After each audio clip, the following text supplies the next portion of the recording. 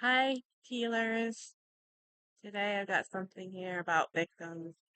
We're going to learn the difference between a true victim and a perpetual victim or a self-inflicted victim, someone who's caused themselves to feel and act and portray themselves as victims. And it's usually perpetual because they never come out of victim mode, where a true victim isn't continually and perpetually a victim, right?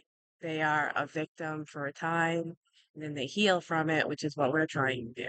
No matter what it is, childhood things.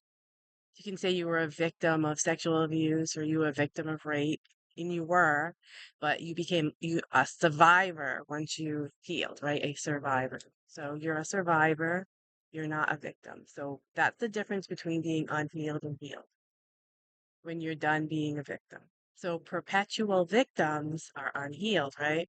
There's a connection there.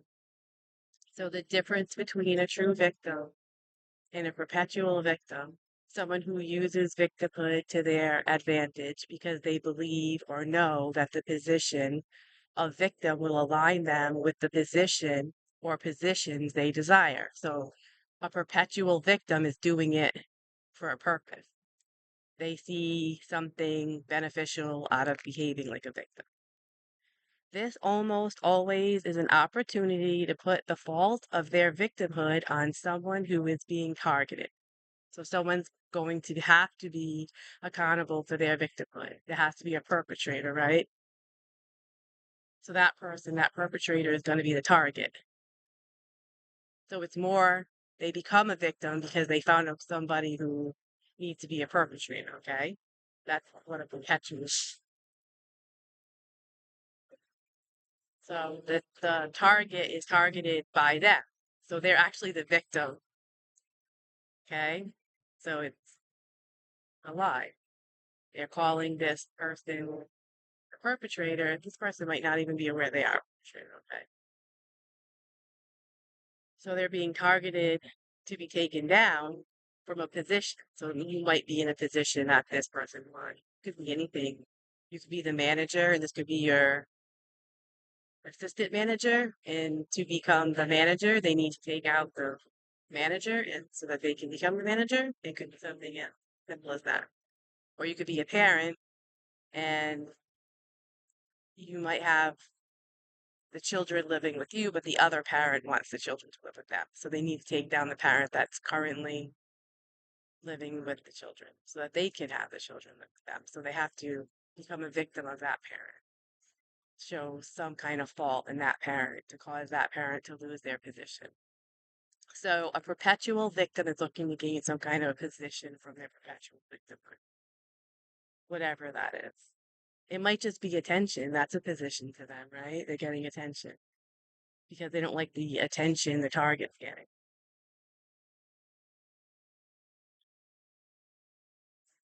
Okay, and I have that next. So, to bring large amounts of attention to themselves or to the target because of the attention they're bringing to themselves. This putting the target in a spectacle, all eyes on the target. Now that this target is the main focus, the next step is to get people to target this individual.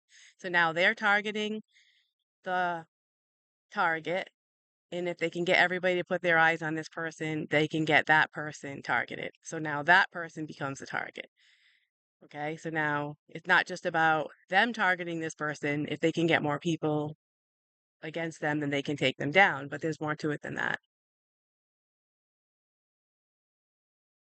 All the while, this is creating a safety zone for the perpetual victim. So because they're putting the target on somebody else's back and everybody's after this one target, it creates a safety zone around them. They actually get lifted up in it. So now they have all these people working for them to make them look like this poor victim creates this huge security for them, this safety zone. And they're moving towards a position they want at the same time. So this is what they're doing.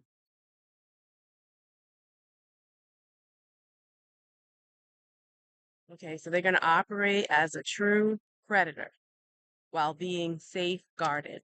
they're the predator. They're knocking down this target. You got everybody else knocking down this target, and they're safeguarding. So now these people are targeting this person who was innocent, who has now become a victim, in actuality, the true victim.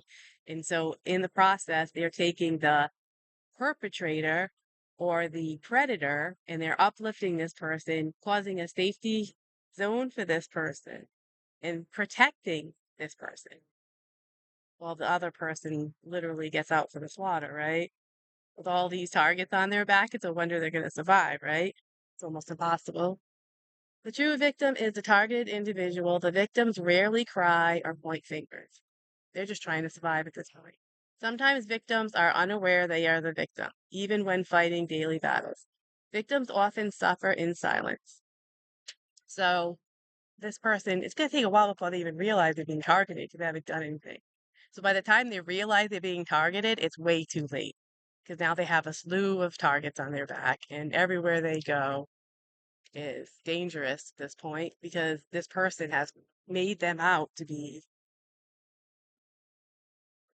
the perpetrator of something that they can't even fight off because they don't know what it is. So the way that I don't know what to say it is exactly how a victim feels in that predicament because they're like, what's happening? I didn't do anything. So it takes a while for them to even realize that they're being targeted. So once they realize they're being targeted for not doing anything, they don't know how to get out of it because there isn't any way really to get out of it. And they don't even assume that they're a victim. And this here is a real victim. Now, the other victim is over there being safeguarded. Oh, poor you, sit down, don't worry, we'll take care of you. Meanwhile, how do we tell? Like, so now I'm gonna ask the question, how do we tell who's the victim, the true victim? Okay, so I've got 3 points for that. So, number one, a perpetual victim is the loudest in the room. They're screaming. They sound like they're in pain. And they're in pain. They have this horrible amount of self-inflicted pain that um they can't handle. They can't contain it. So they put themselves in such a position that in their own insecurities, they've become this um victim. They really do believe they're a victim. It's hard for you not to see them as a victim because they really have put so much self-infliction on themselves that they've made themselves a victim. They're a victim to their own choices. They're a victim to their own decisions and the way that they live their life. And now they feel stuck and they're in pain. So they're very loud. Okay. So you're a perpetual victim. They're always a victim. They're loud. They've got the biggest mouth. They're spreading rumors. They're blaming everybody. They're blamers. Number two, they are usually lifelong victims, where true victims are later survivors. Number three, perpetual victims pretend to be perfect, pointing fingers.